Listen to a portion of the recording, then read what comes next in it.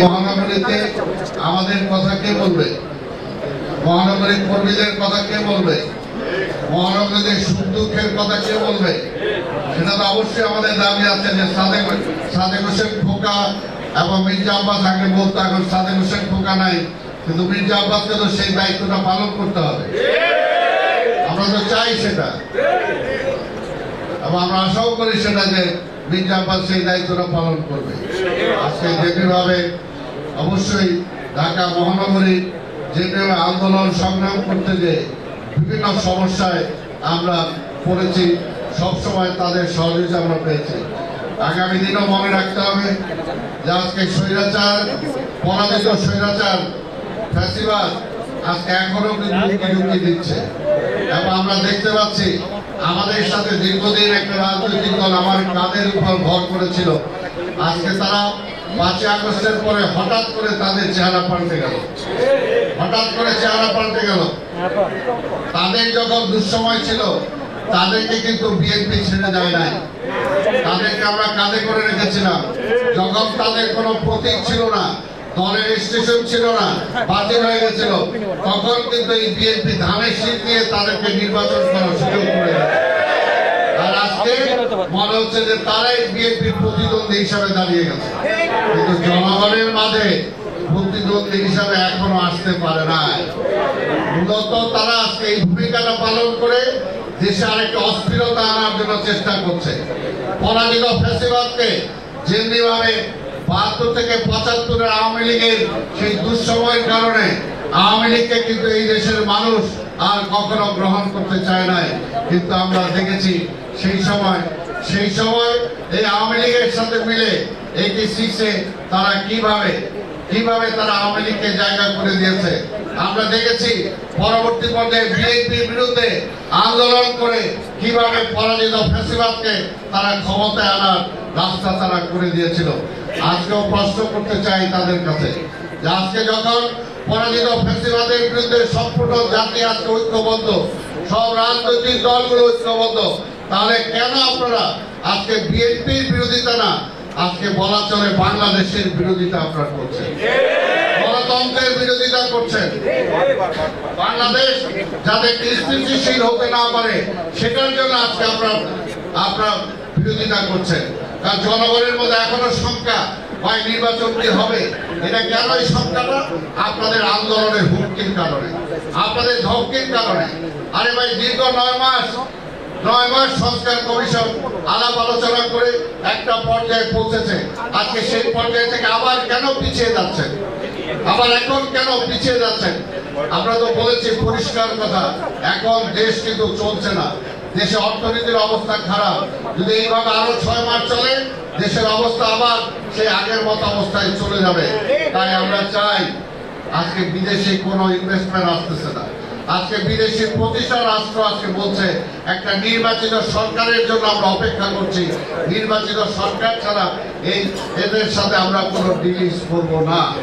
তার মানে কি আপনারা চান যে আজকে আরো পিছিয়ে যাক? কিন্তু জামাত চায়, তার সাথে দু একটা সহযোগিতা চায়। তাই বুঝতে হবে যে তারা দেশের কতটুকু স্বার্থের কথা চিন্তা করে। আজকে তারা গণভোটের কথা বলেছে। আমরা বলেছি যতই গণভোট করেন, যাই করেন, পরবর্তী নির্বাচিত পার্লামেন্ট ছাড়া কোনো আইন আপনি পাশ করতে পারবেন না। তারপর আমরা গণভোটে রাজি হয়েছিলাম যে ঠিক আছে, জাতির বৃহত্তর স্বার্থে আমরা গণভোট রাজি হই, কিন্তু সেটা আমরা বলেছিলাম যে একই দিনে করেন। কি কারণে? আজকে হাজার হাজার কোটি টাকা একটা গণভোট করতে গিয়ে খরচ হবে, এই টাকাটা কোথেকে আসবে? এটা কি ইসলামী ব্যাংক থেকে আসবে নাকি এটা জামাত দিবে? এটা তো জনগণের পকেটের টাকা যাবে। সেই চিন্তা কিন্তু তারা করছে না, অর্থনীতি 12টা বাজুক, মানুষ না খেয়ে মারা যাক, তাদের কিছু আসে যায় না, কিন্তু তাদের দাবিটাই মানতে হবে, আজকে সরকারকেও বলবো, যদি দাবির অগ্রগতি কারো ভূমিকা থাকে তাহলে সেটা একমাত্র বিএনপি দাবি করতে পারে, বিএনপি বলতে পারে যে সবচেয়ে জনপ্রিয় দল হলো বিএনপি। এই দেশের রাষ্ট্র ক্ষমতায় বারবার জনগণের সমর্থন নিয়ে বিএনপি এসেছে, কিন্তু আমরা এখনো কিন্তু সেইভাবে কথা বলি না, আমরা বলিও না। আমরা চাই সবাইকে নিয়ে ঐক্যবদ্ধভাবে দেশটাকে পরিচালনা করতে, এবং এখন একটা দেখবেন সব কিছু বাদ দিয়ে একটা নির্বাচন, জনগণের ম্যান্ডেট আমরা নিতে চাই। জনগণ ঠিক করবে রাষ্ট্র কিভাবে চলবে না চলবে। ওই 10-20 জন 50 জন মিলে ঠিক করে দিবে, যে দলের কোনো অবস্থানই নাই তারা ঠিক করে দিবে দেশ কিভাবে চলবে। এটা কি জনগণ মানবে? জনগণ সেটা পারে না। কাজে জনগণের কথাই বিএনপি বলে, আর দেশের কথাই আমরা বলি, মানুষের স্বার্থের কথা বলি। বিএনপি নিজেদের ক্ষমতার জন্য কথা বলে না। তাই আজকে বলবো, আপনারা আসেন, কথাবার্তা বলতে বলেছেন, আমরাও বলি যে কথাবার্তা একটাই এখন হওয়া উচিত, যে ফেব্রুয়ারি নির্বাচন কিভাবে সুষ্ঠু হতে পারে, সুন্দর হতে পারে, সেই আলোচনাটা করেন।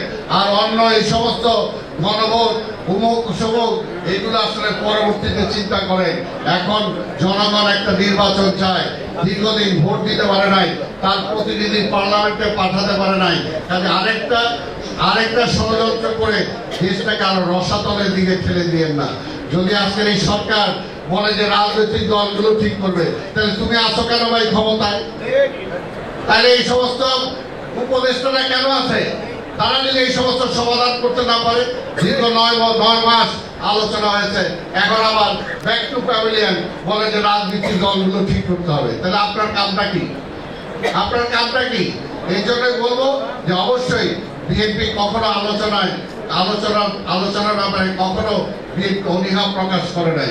কিন্তু আমরা চাই যে আজকে যে পর্যন্ত আলোচনা হয়েছে, যতটুকু সিদ্ধান্ত হয়েছে, সেই সিদ্ধান্তের আলোকে এখন আর নতুন কোনো ফর্মুলা নাই, এখন নির্বাচনে যেতে হবে।